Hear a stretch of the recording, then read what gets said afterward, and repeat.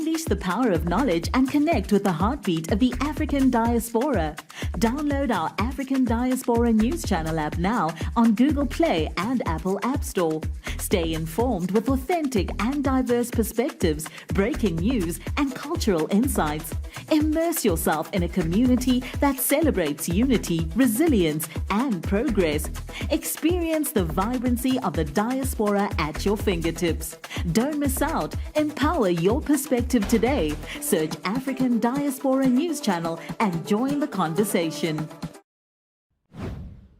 Peace, family. My name is Vicki Dillard for African Diaspora News Channel. Thank you so much for tuning in. Be sure to give us a big thumbs up, and share the broadcast. Thank you so much, family.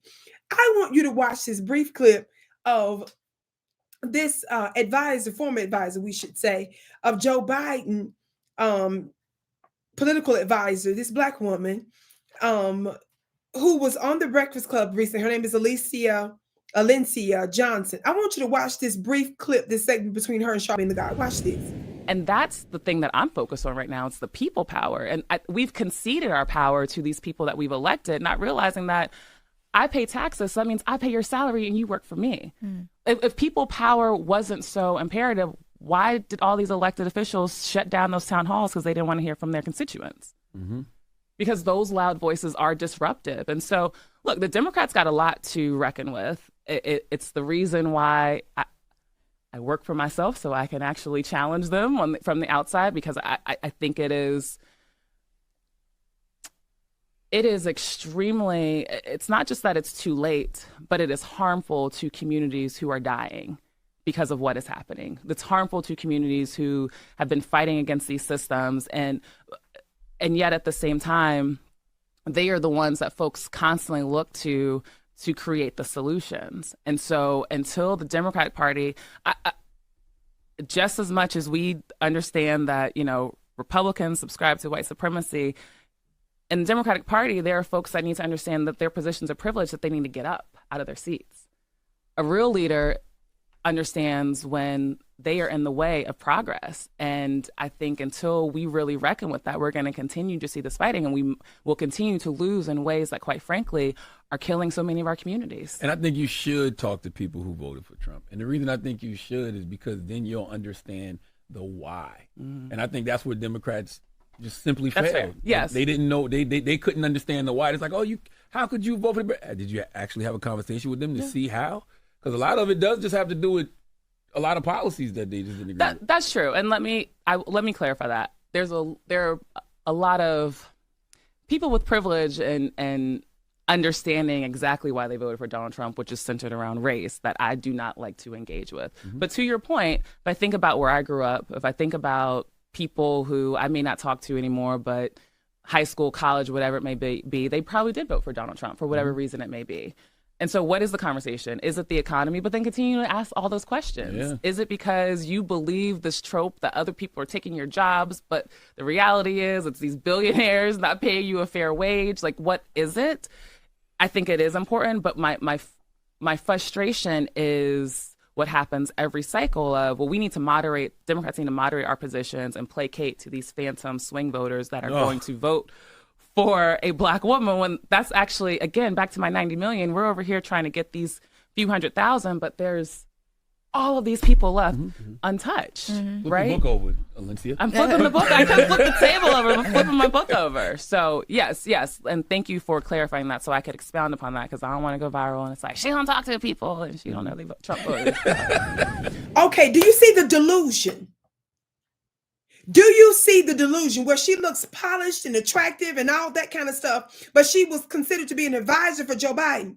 And to the degree he may or may not have listened to her, whatever she would have said is outrageous and off and misses the mark. And no wonder y'all lost the White House, lost the Senate, lost the House of Representatives. We cannot underestimate that the most so-called powerful country in the world right now, the Democrat Party, one major wing of the political system here, lost all of the three major levers of power because of foundational Black Americans. We could have made the difference if we went out to vote for you all, notwithstanding what the other people groups, subgroups would have did or did not do.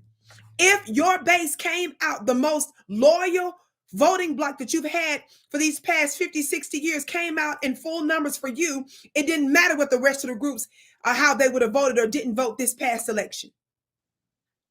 That's the power of us. Watch this. She sat there and said that she did not need to talk to the Trump voters. Watch this. And then she tried to clarify later when Charlamagne came back and told her that she should probably try to understand and talk to the voters. And she tried to clear that up to my, she didn't want to go viral for saying that she didn't need to talk to them. Well, you said you didn't need to talk to them, ma'am. So yes, that's what you said. And you meant that. Because some of the folks that voted for Trump were Black Americans. Some of them said that they voted for him because of his positions, and others said that they were trying to punish the Democrats. Both sides are equally rotten. I don't think that the Republican side, their policies are better than the Democrats, especially the way Trump is acting and the way the Republicans are moving now at large. They failed to govern. They don't know how to govern. They haven't been governing well. Neither have the Democrats, but that's why I didn't vote for either one of them. Listen. But the fact that she would sit there and make this wild and libelous distinction, saying that the Republicans subscribe to white supremacy, but the Democrats need to understand their privilege. You see, that's the delusion. This is why I can't fool with people that still have that same mindset after losing over and over and over and over and over and over and over again. And you still jump up and down in your delusion by saying that one side is privileged and the other side is racist. No, they're both racist. And the fact that you can't admit that about the Democrats is the problem. See, the Democrats are your favorite racists because they eat chicken with you. They say they bring hot sauce to your homes for fish. And they sing Amazing Grace with you. That's all they need to do while giving away tangibles, money, resources to every other group but us. They publicly come out and talk about how they're against reparations. Their actions come out against it. Their words come out against it. And you all only call them privileged and call the other side white supremacists. That's why we can't fool with you, because you're lying. How many more times do we have to play back Kamala's words when she was running for president and told you what she wasn't going to do for us? How many times do we have to let you see the presidential debates where Obama was on the stage with Biden, with Hillary, and they all said hell no to reparations for Black Americans? The only one that didn't was Kucinich. Y'all's favorite left-wing candidate that's supposed to be a socialist independent, Bernie Sanders, he's against reparations. Y'all squad AOC is confused when asked about reparations during the video I showed y'all here, where she said, well, who qualifies as Black? She's not sure who Black now for reparations. How many times do we have to remind you that it was the Clinton Democrats who signed into law the most draconian anti-Black legislation in modern history that's responsible for destroying the families of Black Americans for at least 2 generations when he signed the crime bill in 94. And the mastermind behind that bill was Joe Biden.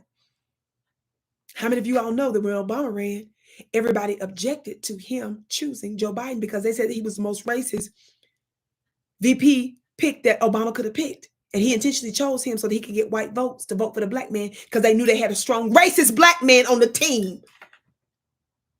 Joe Biden said that one of his mentors that he helped to memorialize, who went to KKK meetings, not figuratively, literally went to KKK meetings.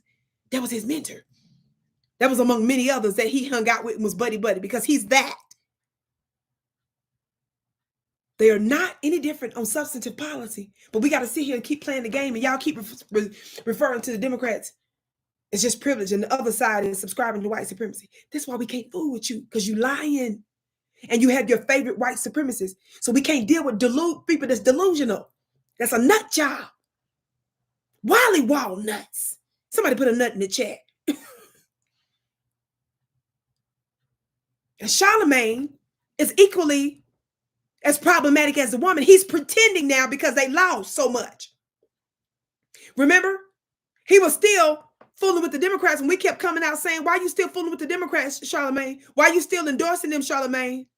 He pretends like he's against them because so much of his audience, their audience there is against who they bring on. So Charlamagne has to make it look like he's not so in the pocket of the Democrats, but his actions prove otherwise. And I have a belief about Charlamagne. I personally believe he's concerned that under the Trump administration, they may catch him up in one of them Diddy scandals. So he's trying to make it look like he for Trump, or okay, not for Trump, but not so against him like he was before. Because remember, it was him that was calling Trump a fascist when he thought that Kamala and the Democrats might have had it in the bag. I think he's trying to make sure that Trump's DOJ and them don't come after him. That's my belief, personal belief. Can't wait to see what you have to say about it below, but I'm just trying to advise the Democrats. This is a recipe to ensure that you keep losing. See, this is how we know you want to keep losing. Because you said you don't even have to talk to folks that voted for them. And you know that some of the folks that voted for Trump were black because they told you they was going to do that to teach the Democrats a lesson and to upend the system because they felt that both sides were rotten. So let's make sure that the Democrats get a good shaking so that they'll know we'll go to the other side because we don't see you any differently. You see? My name is Vicki Dillard, beloved. Be sure to follow me at vickydillard.tv and go to my website at vickyplanet.com to check out my school products and services.